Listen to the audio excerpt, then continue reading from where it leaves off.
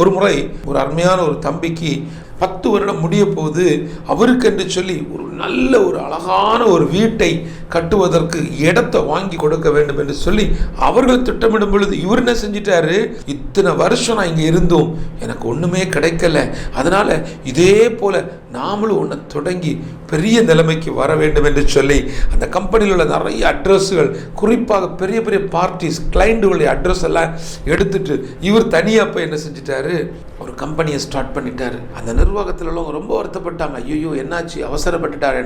இப்போ பேச்சுவார்த்தைக்கு அவர் அழைத்து விஷயத்தை சொல்லலான்னு சொன்னா அவர் சொன்னார், நான் உயிரே போனாலும் இனி அந்த கம்பெனிக்கு நான் வரமாட்டேன். எந்த காரணம், ஏன்னா எனக்கு தன்மானம் இருக்குது. நல்லா தெரிந்து கொள்ளுங்க, இன்றைக்கி இந்த வார்த்தையை கேட்குறவங்க எனக்கு தன்மானம் இருக்குது, நான் ரோசக்காரன், நான் அப்படி இப்படின்னு சொல்லி உங்கள் வாழ்க்கையை வீணடிக்காதீங்க.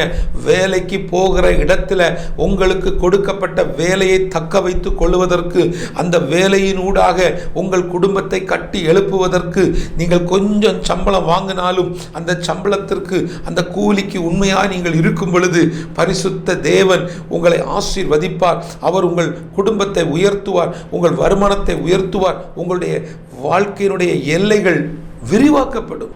அதற்கு டைம் ஆகும். 5 வருஷத்துல நமக்கு கிடைக்காதது 6வது வருஷம் கிடைக்கக்கூடிய நேரம் பாருங்க. இன்னைக்கு அந்த சகோதரன் இப்படி அடிச்சு பிடிச்சு போய் திருப்பூர்ல பிசினஸ், அங்க பிசினஸ், ஒரே வருஷத்துல அவர் வந்து 5-6 இடங்கள்ல ஆரம்பிச்சிட்டார். இன்னைக்கு பாருங்க 3 வருஷம் ஆகல, எல்லாத்தையும் இழந்துட்டு இன்றைக்கு கோர்ட்லேருந்து நோட்டீஸ் வாங்கிட்டு உட்கார்ந்துட்டு இருக்கிறார். பல லட்சங்கள் கடனில் மாட்டிக்கொண்டார். எந்த ஒரு சூழ்நிலை மேலேயும் தேவன் அனுமதிக்காத பட்சத்தில் நீங்கள் உங்கள் திறமைகளை நம்பி ஒரு காரியத்தில் போயிடாதீங்க.